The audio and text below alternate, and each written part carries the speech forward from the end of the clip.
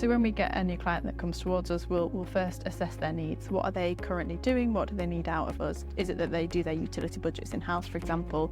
Do we take those on board for them? Do they have another broker in situ that we're taking over from?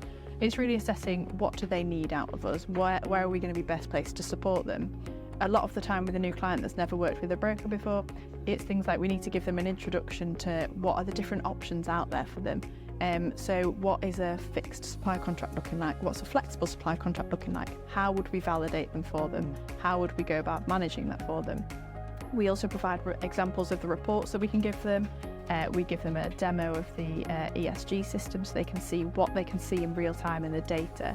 And generally, a lot of the time, it's quite overwhelming having all of that there at once. You think, I don't know what to do with this. But being able to look at that and talk it through with the client is really important. And so we're not just throwing loads of information at them. We're saying, what do you actually need out of this? What are your key goals? What are your non-negotiables that you need from this situation? And a lot of the time it's, I want you to check my bills and I want you to give me a budget, and just safety in knowing that an expert's looking after it. So that's part of the onboarding process.